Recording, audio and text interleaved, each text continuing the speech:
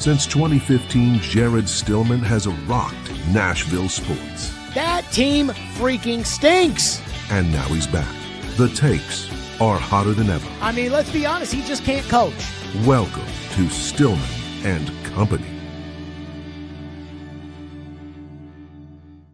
40 Sports Network here, presented by Hiller Plumbing, Heating, Cooling, and Electrical. You know we love Hiller Plumbing, Heating, Cooling, and Electrical here on the show. And, of course, we are on YouTube at Stillman and Co. And I always tell people, go ahead, tell your friends, like and subscribe. And you may notice that it's a 2:02 and not 2:01, or excuse me, 2 on the dot, Central Time. And I take a lot of pride in being on time and everything else. But today we had a little accident at the school for young Mr. Jackson. And so Mr. Jackson is about to undergo surgery at Vanderbilt Children's Hospital. They've been great. It's not a major surgery. It's a little finger mishap. But, well, I was just at the hospital, and he's doing great. And his mom's there, and his grandparents are there, and everybody's there, and everybody's happy. But that's the reason that we started off a minute late or so, for whatever that's worth. And as the distinguished gentleman says, hit that like button. I agree. Okay, so I want to start on this, which is for everybody out there who's talking about who the next coach of the Titans should be. I am going to give you the answer right now. Like, I'm going to tell you right now who the next coach of the Titans is going to be. And you may not like it. And you may think I am crazy.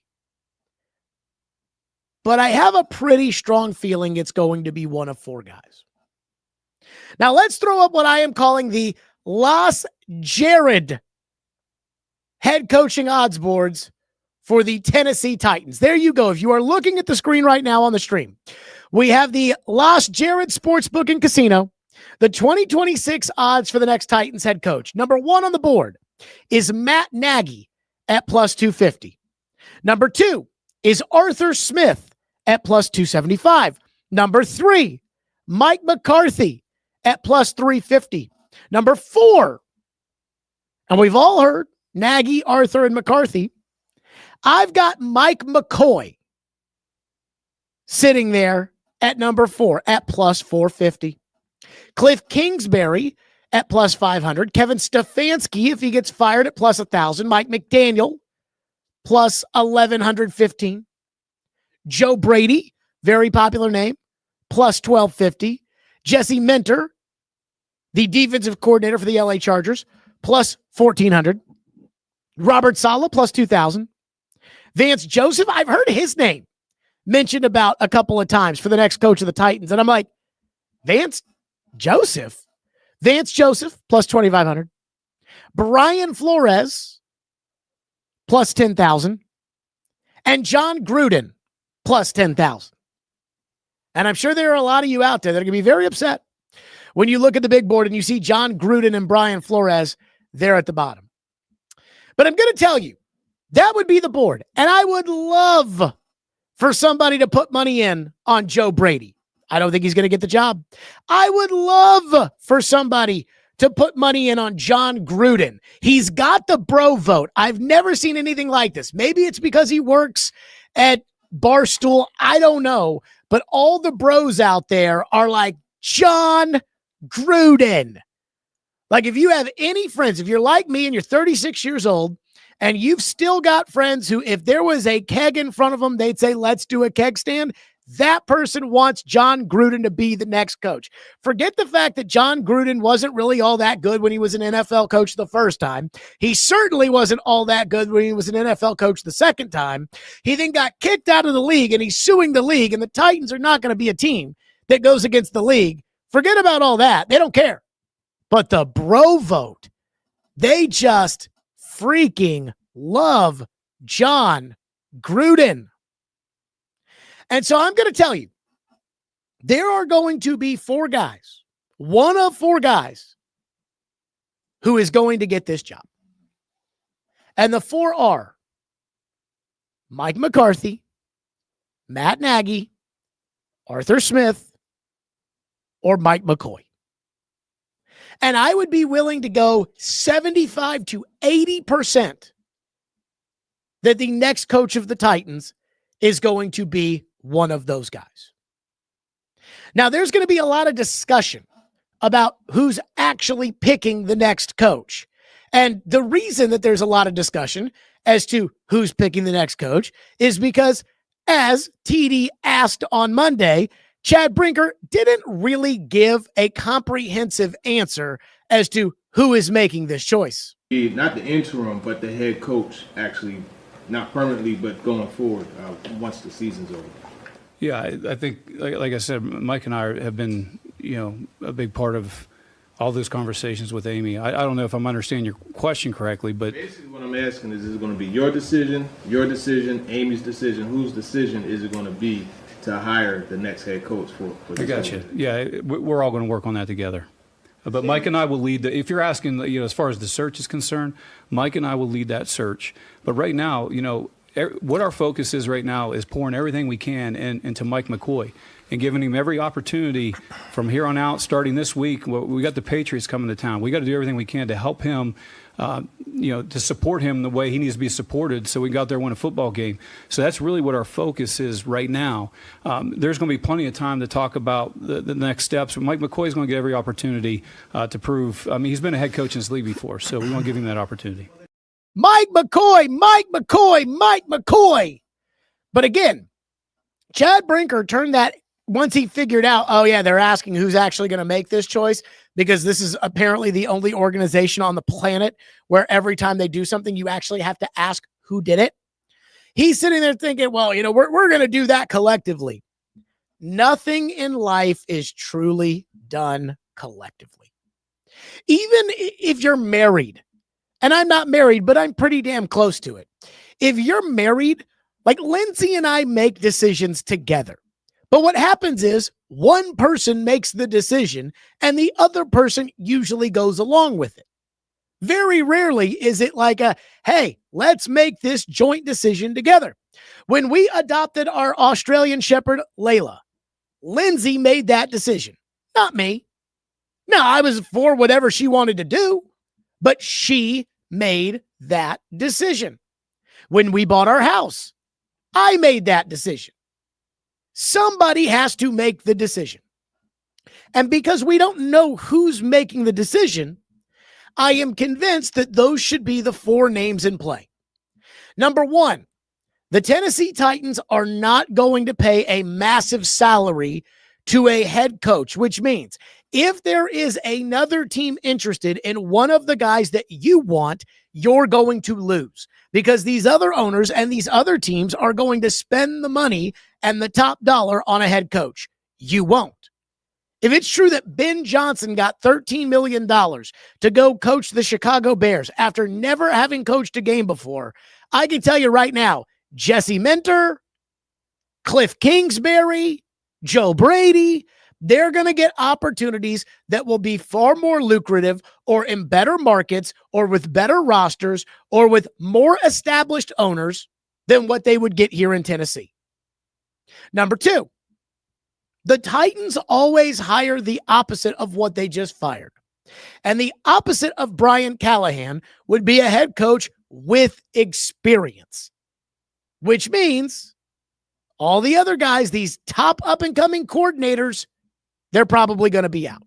Because even though Joe Brady is a different person than Brian Callahan, Amy Adams Strunk and the Titans are too stupid to realize that it's not really the profile of the coach that matters as much as it is who the actual person you're hiring is.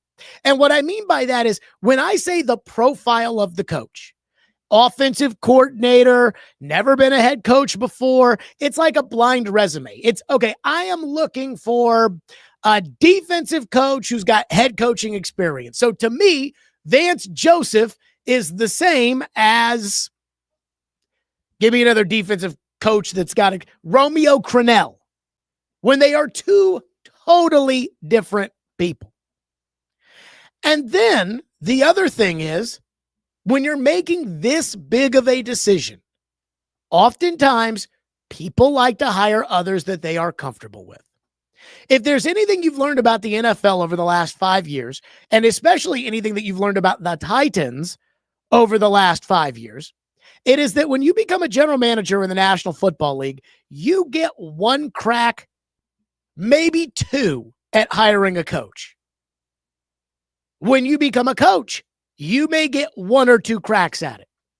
So again, Chad Brinker, if he messes this up, he's not getting another coaching hire. I don't care how much Amy loves him.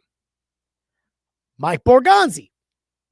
I don't know what his role in all of this is, but let's say Chad Brinker wants Mike Borgonzi to pick the coach, and Mike Borgonzi gets to pick the coach. You only get one shot at this. So it's got to be somebody that they're comfortable with. And that's where Matt Nagy comes in, and that's where Mike McCarthy comes in.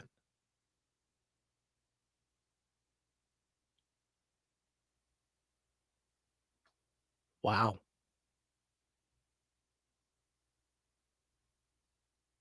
Okay. So that's where Matt Nagy and Mike McCarthy come in, because Chad Brinker has a relationship with Matt Nagy, with Mike McCarthy.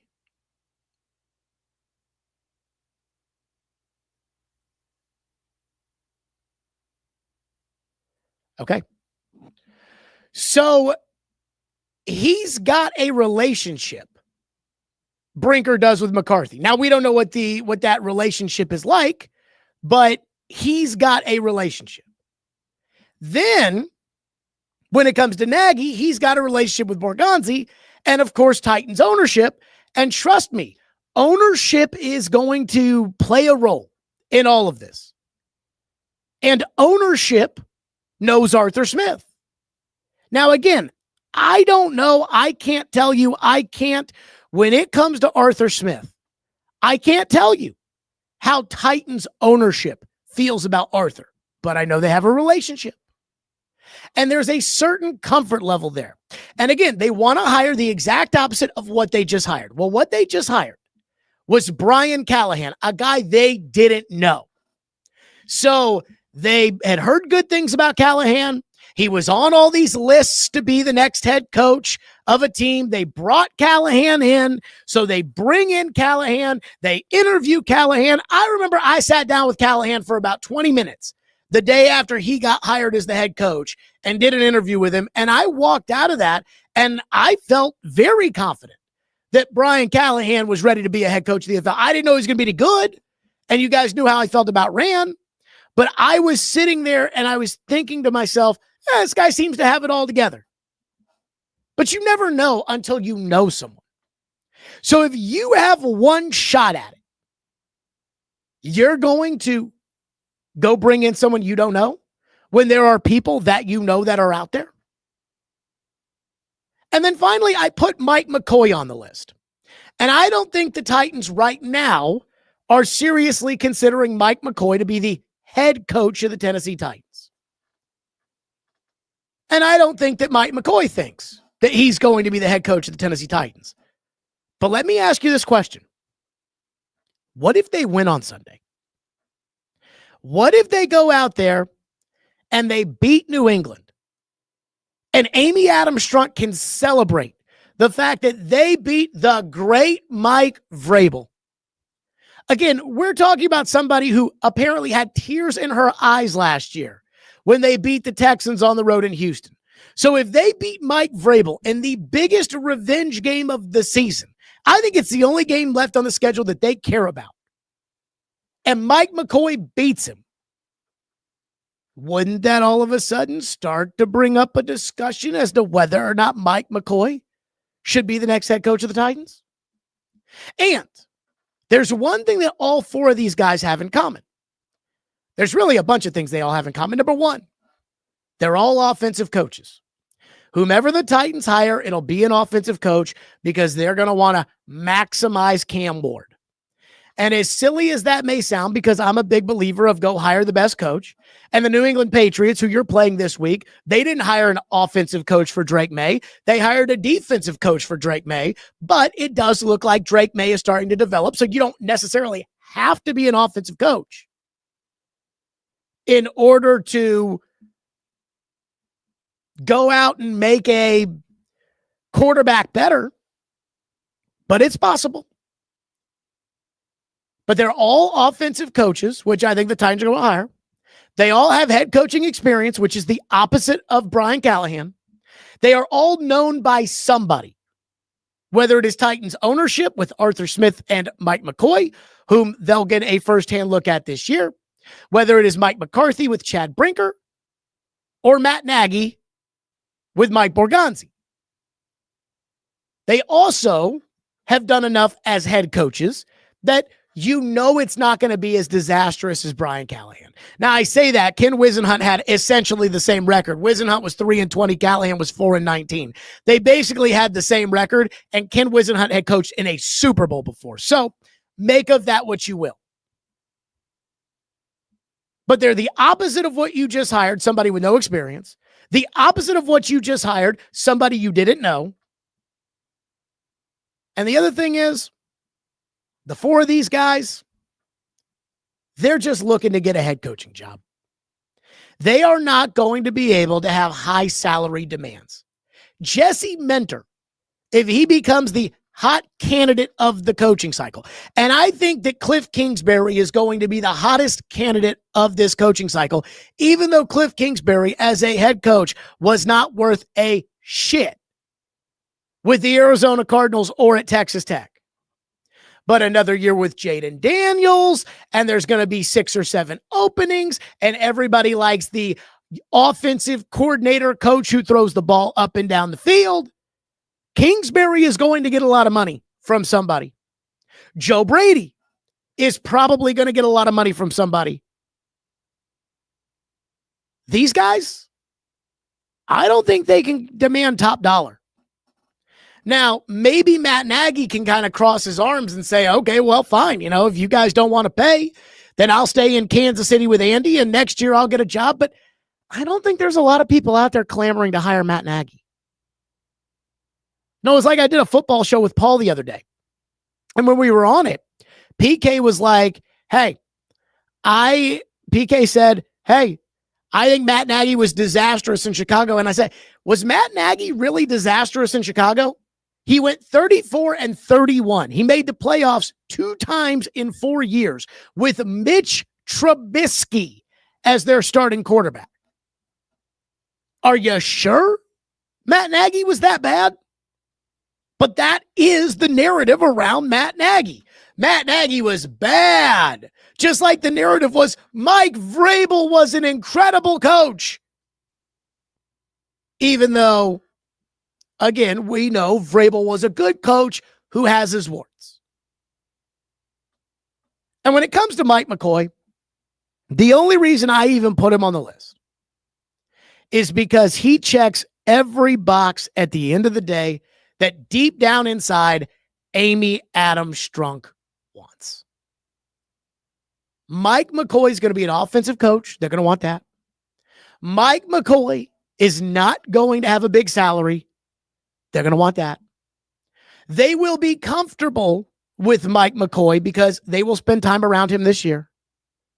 They will not have to change the coaching staff a significant amount with Mike McCoy, which they'll like because they won't have to spend a lot of money. And Mike McCoy is going to be so desperate for this job to be the head coach, he'll do whatever they want. And I can see Amy getting comfortable with Mike McCoy as the coach because we already saw her do that with Mike Mularkey. Look, I think Mike Mularkey was a good coach. I thought Mike Mularkey was a very good coach of the Titans. He took over the worst team in the league that was in the exact same state that this team is in now.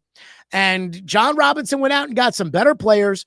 And while it wasn't sexy, Mularkey and his old pawpaws coached that group up. And I am convinced they taught those guys how to win. And I don't think they get enough credit for teaching those guys how to win.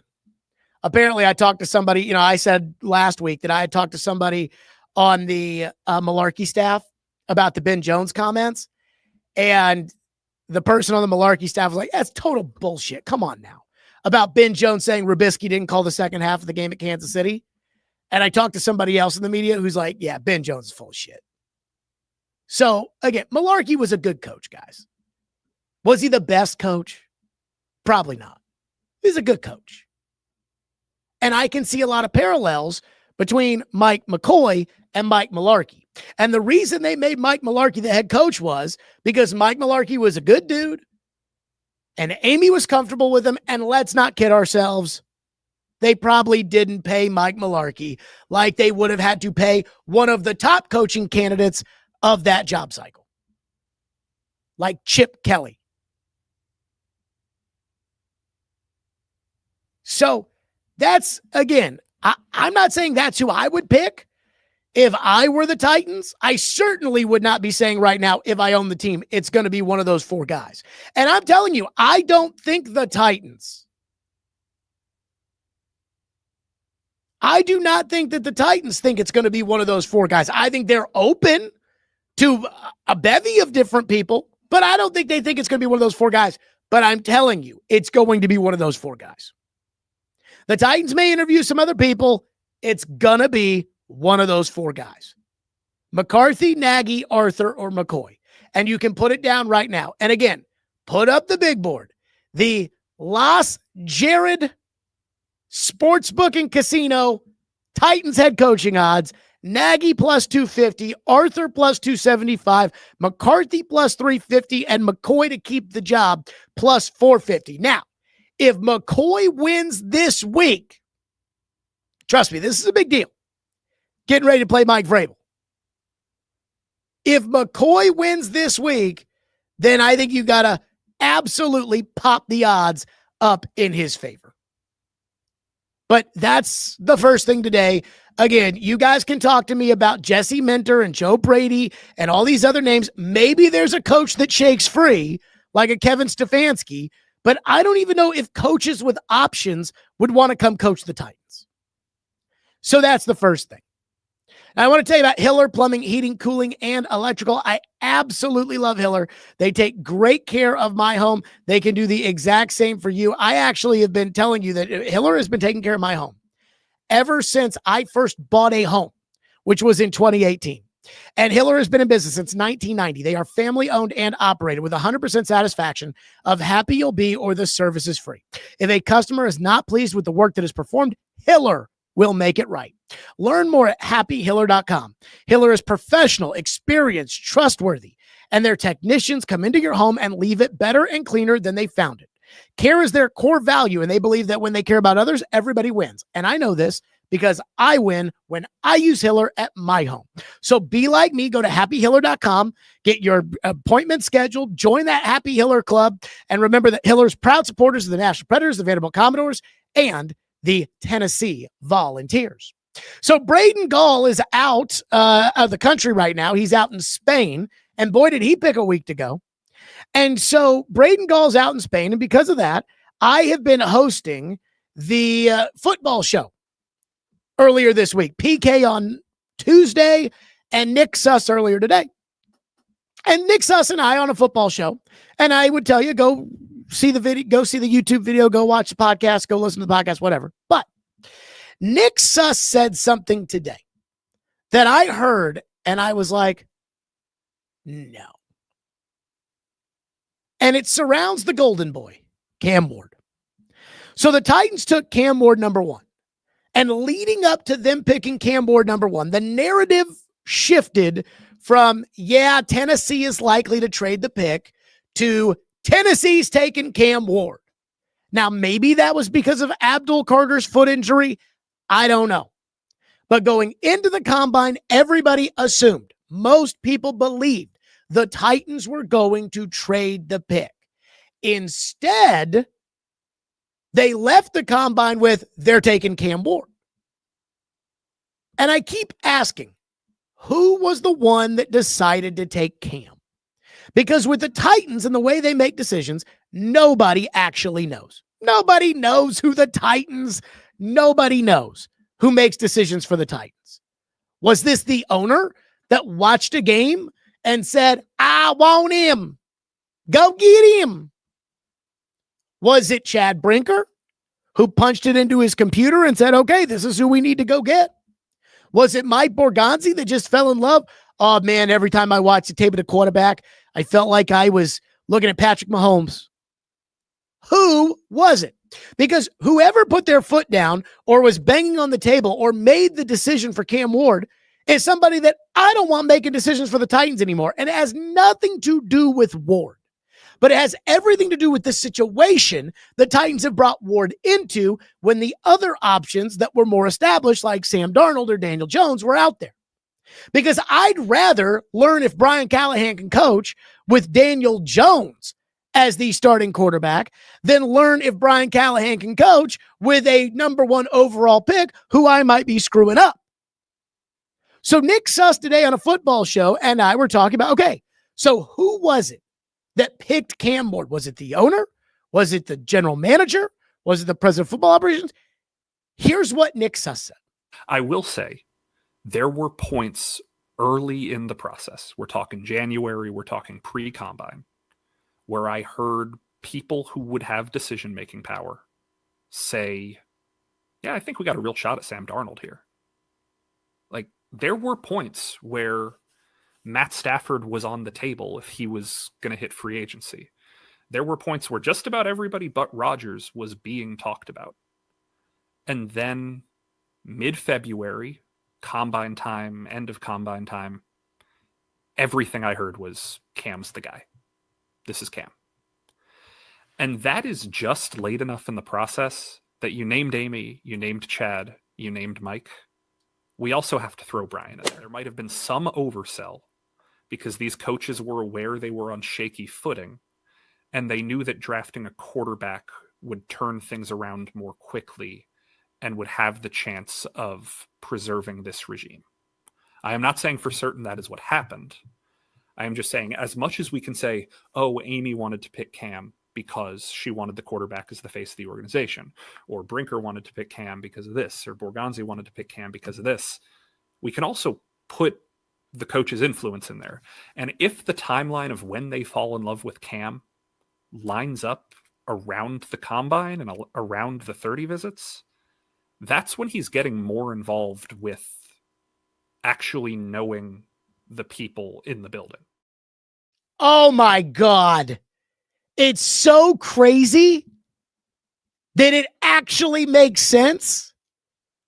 And it is so foolish. So Nick Suss says, and again, you can complain about me all you want. You can say, oh, Jared Stillman said, and Jared Stillman, oh, you know, whatever. You know. And it's like, you can say whatever you want. But I didn't say that. I didn't say that. I was hearing from people with decision-making power that Sam Darnold was an option. That basically everybody except Aaron Rodgers was on the table. I did not hear that from anybody with decision-making power. And then they go to the combine and it turns into Cam is the guy.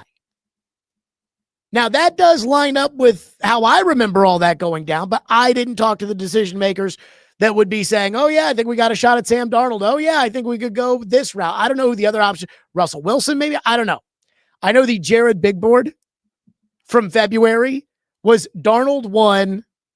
What was it? Darnold, Daniel Jones, Mac Jones, Aaron Rodgers, Cam. Cam was 5th. Well, I feel smart about that. But Suss, again, is speculating that what turned the tide on the organization's feeling towards Cam Ward is the coach.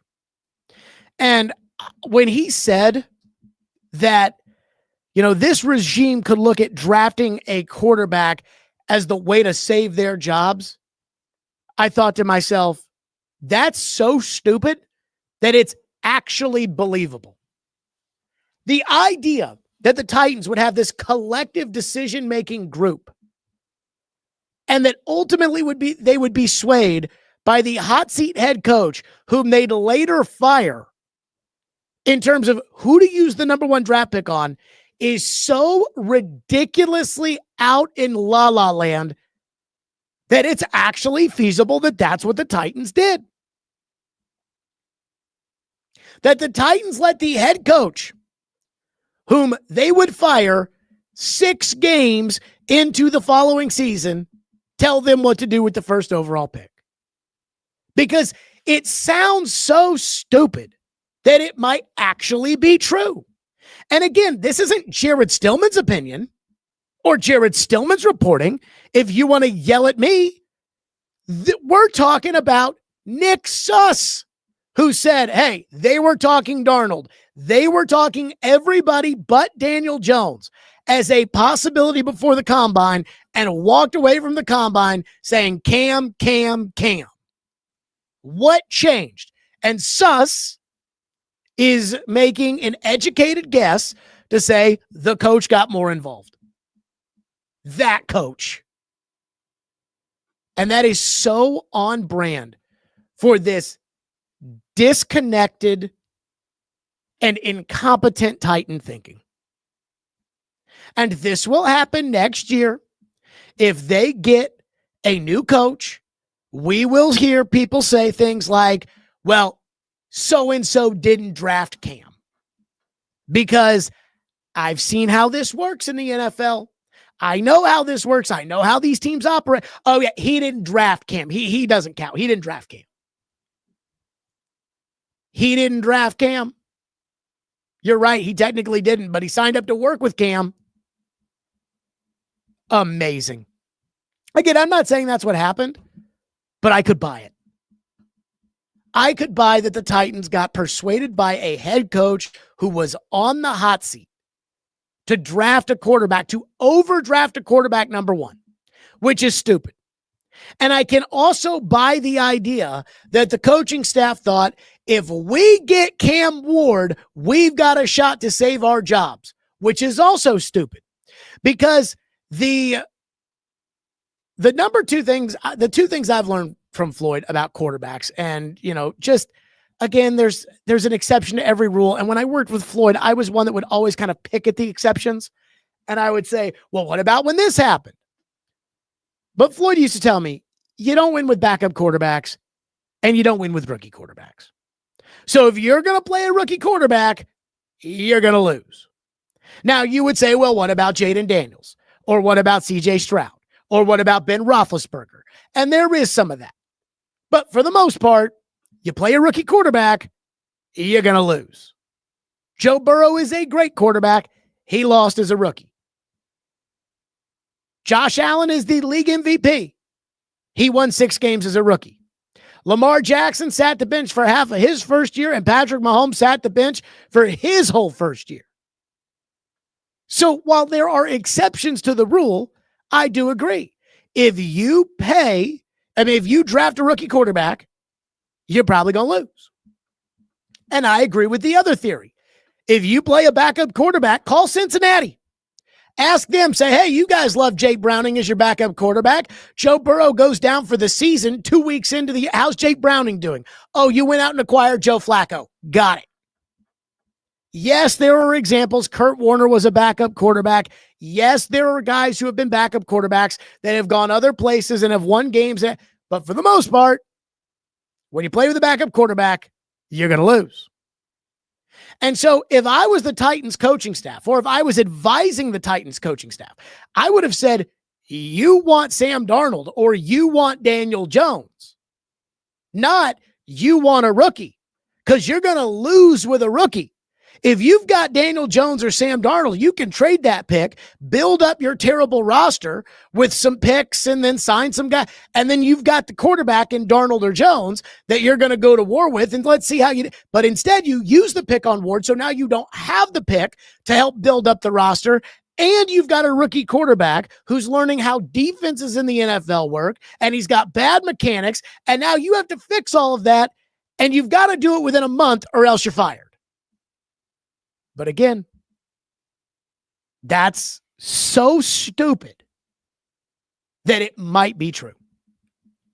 And if it were any other team in the league, and I told Suss this today, and I don't necessarily believe what Suss said, but I trust Suss about he was hearing people with decision-making power talking about other quarterbacks. The theory I don't totally buy. To me, I think it's all about the money. Like, I think it was all about, hey, we don't want to pay a huge contract off. We don't want to pay a huge contract so we're not going to. We don't want to pay a huge contract to Darnold and then have to pay a huge contract to Abdul Carter and then have to pay a huge contract. We don't want to do that. So we'll just take the quarterback and that'll be the one huge contract that we pay. That's what I believe, but I don't know. But I really want to know who picked Cam. Was it the coach? And if it was the coach, how sorry is that? And I've talked to a former general manager in the NFL, and former GMs, they all lament the fact that coaches get second shots. Dan Quinn got a second shot in Washington. Cliff Kingsbury is going to get a second shot. There is talk about Vance Joseph getting a second shot. Brian Flores, if he wasn't suing the league, probably would have gotten a second shot. General managers do not get a second shot when it comes to the NFL. And I think the reason for that is because owners know what they see on TV. So when they watch a Dallas Cowboys game and the Dallas Cowboys defense lights it up, they think, I need that coach. It's as simple as that. The same way the fans will say, well, Arthur's offense wasn't any good in Atlanta. He must suck.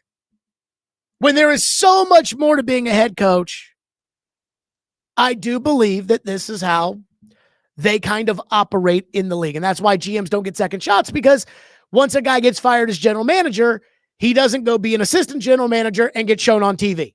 The way a defensive coordinator gets shown on TV, the way an offensive coordinator gets shown on TV, etc.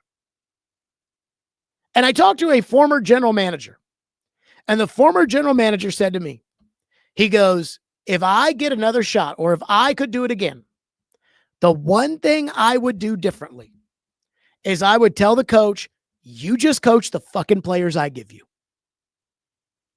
I'm just going to give you the players and you coach them. When people are like, well, you got to work with the coach and we want to be collaborative. And what I was told by somebody who did it was, you just coach the players. You guys don't work in personnel. You guys have never worked in personnel. Don't tell me who to pick. Floyd once told me he asked a defensive coach, what should we need? What should we get in the draft? And the coach said, we need a corner. And he looked at the corner and he looked at the coach and said, well, no shit. But what kind of corner? Oh, well, we just need a corner. Mark Dominic said on our show before the draft in 2024, I said, if you were and remember how much he loved Brock Bowers? Like, he said that Brock Bowers at 7 to the Titans was a slam dunk. He said it was Stockton to Malone. It was a slam dunk. And he was banging the table for Brock Bowers, and Brock Bowers this, Brock Bowers that, Brock Bowers. And I said to him, because I really wanted Joe Alt, and I said, if you were the general manager and Brian Callahan and Bill Callahan, if Brian Callahan and Bill Callahan were saying, oh my God, Mark, we need to take the tackle, but you're the general manager and you're sitting there and you're looking at the board and you're like, I'm sorry, Bowers is my guy. What do you do? And he said, the 35-year-old me that was a general manager in Tampa probably would have gone along with everybody else, would have said, okay, the coach wants the tackle and the offensive line coach wants it. So let's say that. He said 55-year-old Mark Dominic would say, we're going to take the guy I want and then figure it out.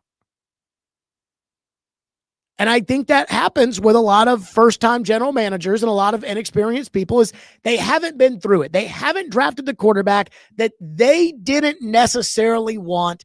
They went along with the coach and it got him fired. And I wonder if that's what happened here. Again, it was Suss who said that, not me. So that's the second thing. Again, I wonder who wanted Cam Ward. I know Twitter wanted Cam Ward. I got it. I know Louis Riddick wanted Cam Ward. I got it. Twitter wants John Gruden to be the next coach of the Titans. John Gruden hasn't won a playoff game in the NFL since I was in the 7th grade. Jeff Fisher has a more recent playoff win than John Gruden. But the bro vote loves him. And the bro vote is mostly on Twitter. Cam Ward, meanwhile, was asked this week at his weekly availability what he wants and the next head coach of the Titans. Here's what Cam said. What would I prefer the head coach? Somebody who can really do everything from top to bottom, and that's both sides of the ball, offense, defense. They know the system in and out. And I think the biggest thing is how is the coach gonna be with the players? Like how is he gonna, camaraderie the locker room? You have all different types of personalities in our locker room, and whoever we get, I know to be the right hire. But that's not really my main focus right now. I'm with Coach McCoy right now. We're gonna try to win some games. Okay, that was well said by Cam. I don't think there was anything groundbreaking or earth-shattering or whatever. But I saw Kaharski wrote an article at paulkaharski.com in which Peter Skoronsky was quoted and James Williams was quoted and Chigakonkwa was quoted about being asked about the coaching change. And they all kind of shrugged it off saying, yeah, something needed to change. And I think there's a lot of people who are going to read into that and say, you know what? He lost the room. The players said they needed to change things up. And you know what? That's a sign that he needed to go. And you're right. I think it is a sign that he needed to go. But the sign that he needed to go is not Peter Skoronsky's opinion of what the Titans should have done, or Chig Okonkwo's opinion, or even Cam Ward's opinion of what they would have wanted them to do, as much as it was me thinking, you guys need to shut your mouths. Under Mike Vrabel, do you think any player would have ever opined, yeah, we needed a coaching change? Of course not. And that's my big issue with Callahan. And I think Callahan, again, I think he's overrated as an offensive coordinator. I don't think his offense was that good, dynamic. I didn't think his play calling was great. I thought his coaching staff was a train wreck. And I think he's probably a bad coach from the standpoint that he doesn't know the rules during the game. But my biggest issue with Callahan was I felt like there wasn't really accountability in the locker room. I felt like Brian Callahan needed to put his foot up somebody's ass at some point, and he never did. And it's little things like the players feeling free to speak out and say whatever they want about the coach that tells me, yeah, they need somebody to get in here and to tighten this thing up. It's time to button it up. Remember when Callahan got the job and Callahan said, well, I don't think you have to make guys miserable for being at work. And Harold Landry before last season said, hey, guys feel like they can be themselves. It's revisionist history now. But there was so much trashing of Mike Vrabel and Mike Vrabel's system and Mike Vrabel's coaches. And I stand by the trashing that I did. But there was so much talk, so much trashing. Arden Key saying that, oh yeah, we didn't correct mistakes and now we correct mistakes. And I said, you mean to tell me Mike Vrabel didn't correct mistakes? But the players liked Callahan at first because Callahan was the nice teacher. He was the fun parent. The problem is the Titans don't have a lot of discipline. They don't have a lot of accountability. And instead of holding people accountable, which is the job of the coach, Callahan thought, let's introduce mini games like it's Mario Party to try to figure out how we can get these guys to line up correctly for a kickoff. And that's when I knew this joke of a coach was not going to work. So I understand Cam was just asked a question and Cam gave a very generic answer. I mean, what's Cam supposed to say? What's he going to say? Sit there and say, you know what? I want a coach who's an offensive-minded coach Cam's like, I want a coach who knows offense, defense, special teams, and understands the locker room. Cam doesn't know what he's looking for in a coach, and it's not Cam's job to go find a coach.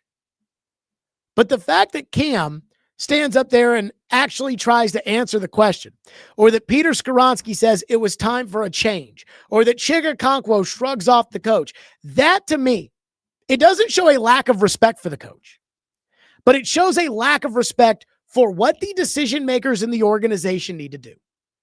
And that's what happens when the owner says, I want everybody in the building to be happy every day.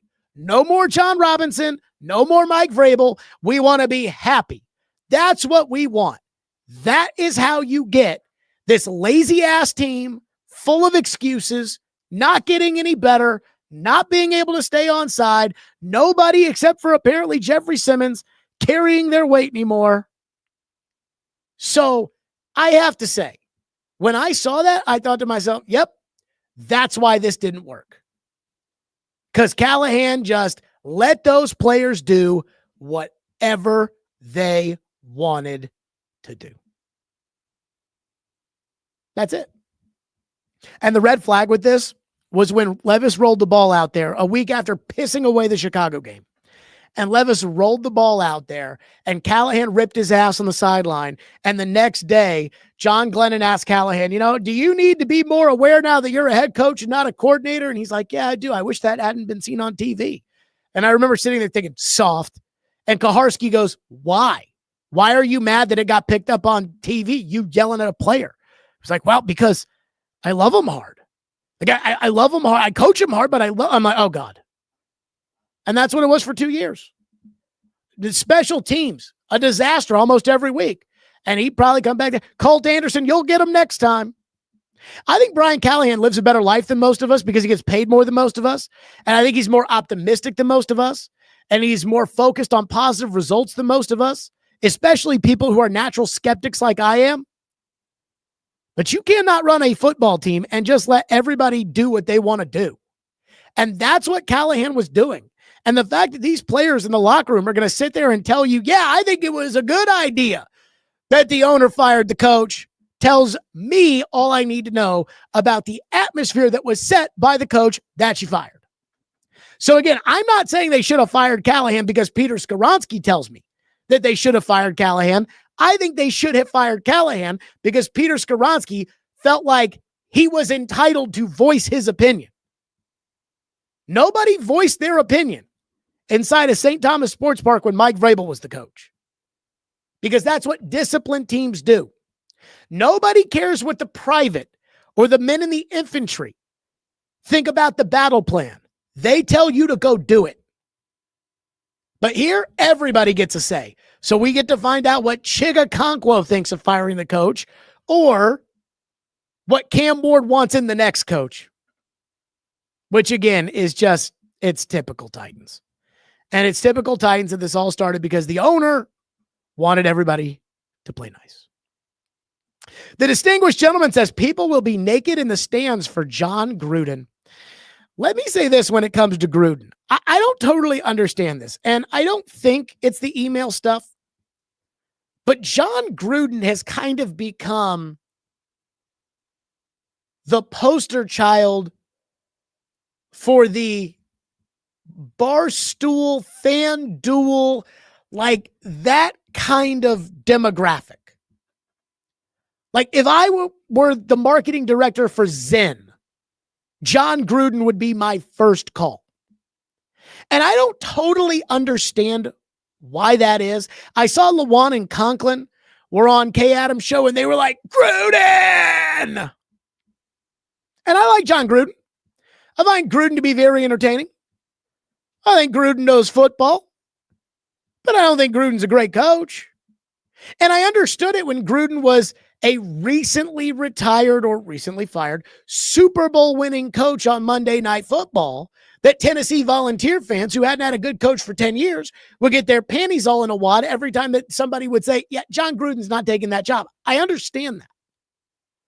But John Gruden was never that good of a coach.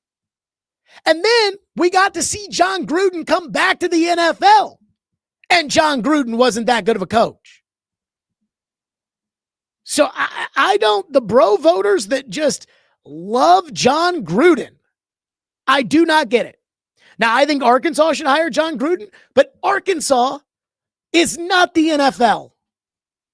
And I actually think Arkansas should try to go get James Franklin. And I don't like him either. Mike says the Matt Nagy Bears teams were carried by defense. I don't give a shit. You guys get too caught up in, well, this guy's offense did that, and that guy's defense did this, and that guy, Matt Nagy, won in Chicago. Period. He was 34-31. Very few people win in Chicago. And he won in Chicago with Mitch Trubisky as his starting quarterback. So you could say, well, they were carried by the defense, and we don't want that. Again, and I understand that, like, you guys are fans. When I read that CBS story, and somebody pointed this out to me that, again, not that I know this for a fact, I thought the Jonathan Jones article at CBS was very well sourced. By the way, do you know who's on CBS's payroll? Rand Carthon. So when it said that, hey, Amy Adams Strunk didn't necessarily like Dan Quinn because the Cowboys got their asses kicked in that playoff game, and I said, oh my God, that's what a freaking moron fan would think. I'm like, that's what Amy, again, it's like, well, Joe Brady, that offense, he's not bringing Josh Allen with him, guys. Everybody thinks that Bill Walsh is going to show up with Joe Montana and with Jerry Rice. Shane says, Jared, any thoughts on Borgonzi saying he had not heard comments that Simmons had said they had a bad week of practice? I actually buy that. And the only reason I buy that is because I feel like there's probably a pretty good chance that Mike Borgonzi's head was in other places. That instead of looking on Twitter to see what people were talking about, he was busy talking to Mike McCoy about, okay, you're going to become the interim head coach. He was busy talking to Bo Hardigree saying, hey, you're going to continue to call the plays. He was talking to the line coaches saying, hey, you guys are taking over because Bill Callahan's out of here. So I actually buy that. And this again goes back to what I just said about the players talking and voicing their opinions. I don't think Borgonzi really gives a rat's ass what Jeffrey Simmons said about practice. It also should be noted, Pat Shurmur's dad, Kyle Shurmur, the old Vanderbilt quarterback, Fitz Shurmur, his dad at the Minnesota Vikings one year went and charted every practice just to see if there was any correlation between a good practice and a good game. And after an entire season, or maybe it was 2 seasons, or after compiling all this data, the realization was how they practiced in Minnesota had absolutely nothing to do with how they played. And that was when Bud Grant was still a coach. So I don't doubt Simmons saying the practice stunk. I think, again, that is an indictment of Callahan. I mean, I think Callahan did enough to show his ass in 2 years as a coach. But for Mike Borgonzi not to know about that, I don't think it's that big of a deal. Adam in Portland says, Darnold would be a 4-win quarterback here. You can keep saying that. I mean, again, what happens with football, and it's amazing, but what happens with football is a narrative gets developed. And then once the narrative gets developed, people believe it no matter what. So when it comes to Sam Darnold, he had that seeing ghosts comment on Monday Night Football, and everybody has just believed that Sam Darnold sucks no matter what. Even though he was 4-2 his last year in Carolina, even though he was 14-3 last year as the starting quarterback with Minnesota, and even though he's on fire right now in Seattle, it's, well, he sucks. Well, he would win 4 games here. Well, if the guy is winning a lot more games in other places, then the problem is not Sam Darnold. The problem is you.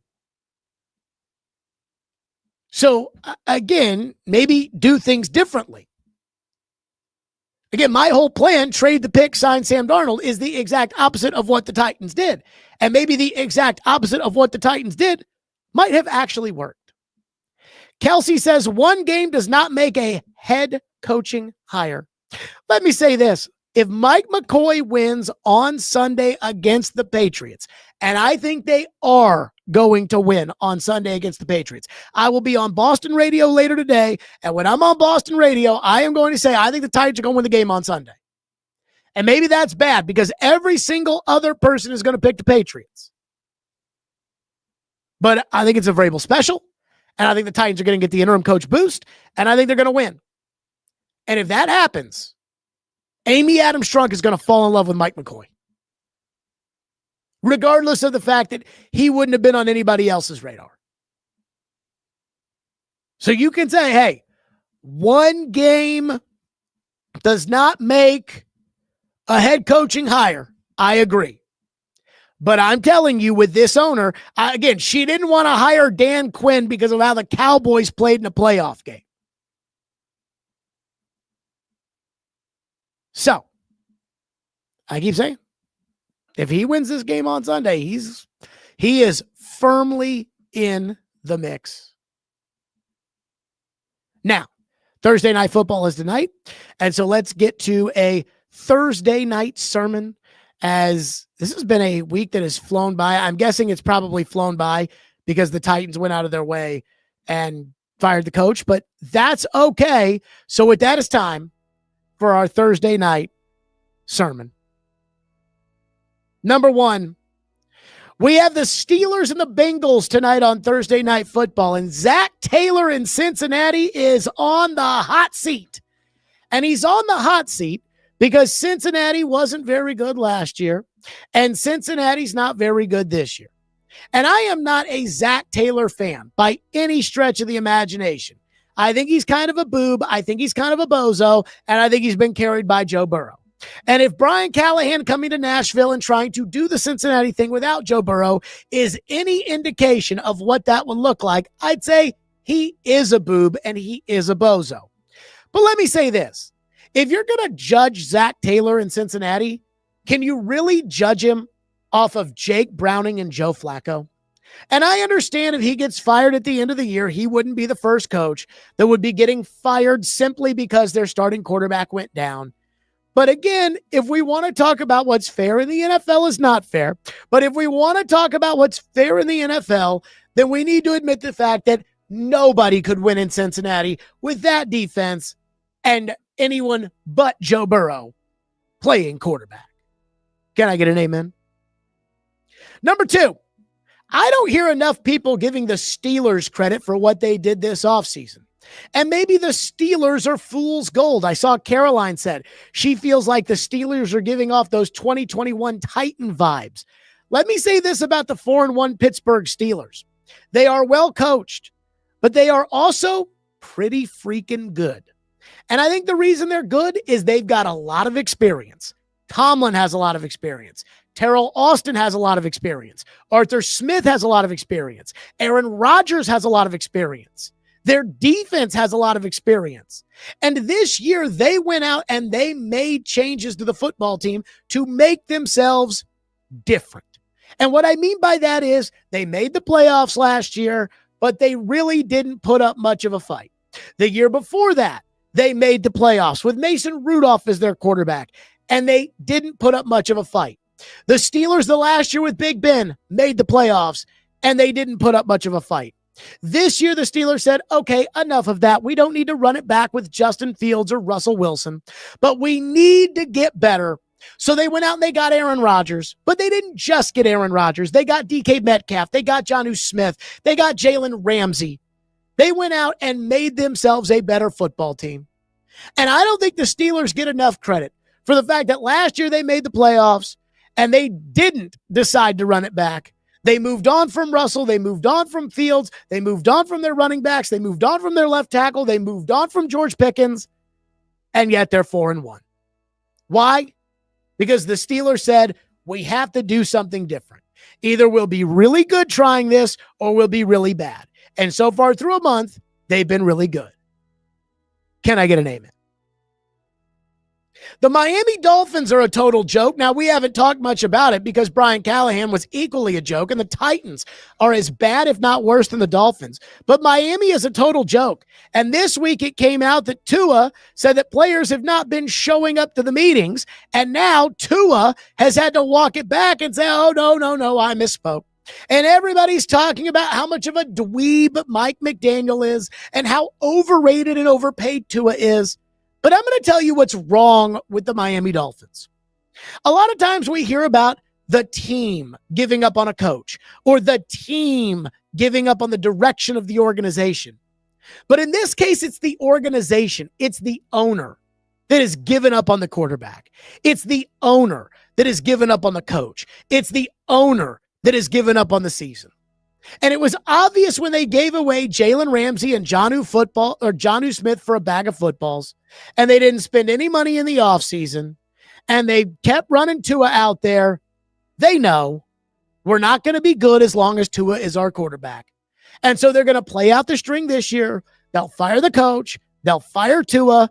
They'll probably fire somebody else, and they'll start all over again the exact same way they tanked for Tua by tanking with Tua. Can I get an amen?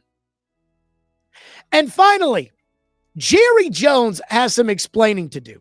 Not that he owes anybody anything because he owns the Dallas Cowboys, but Jerry Jones got up there all loud and all proud after he traded away Micah Parsons, and now the Cowboys have the number one offense in the NFL, and they're 2-3-1 and can't beat the Carolina Panthers. Why?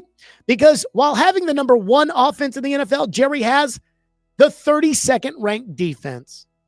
They don't force turnovers. They're 26th.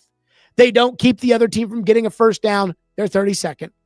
They're 32nd against the pass, and they're 29th against the run. They're lousy. Now, they were worried about their run defense. They went out there and they got Kenny Clark. Boy, that's making a difference. And I almost wonder if at some point somebody has to challenge Jerry some way or another to say, you owe the fans after the Micah Parsons trade, after you got into a dick measuring contest with Parsons and it looks like you lost, you at some point have to make up for it. But for some reason, I just don't think that Jerry gets treated like that. And so people will say, what's Jerry going to do next? Instead of, what did that kooky old pawpaw do? And how bad does it look now? Can I get an amen?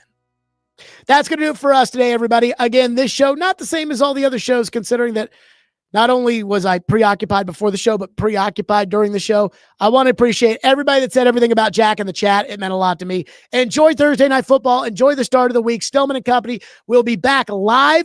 I will do a podcast, the Hot Read podcast with James Foster. We're going to have to figure out when we're going to tape that. But I want to thank everybody for their well wishes. Tomorrow, live at 2, and I will be live today on the Felger and Maz program later today in Boston. So enjoy that. Stillman & Company, presented by Hiller Plumbing, Heating, Cooling, and Electrical. We'll see everybody tomorrow at 2.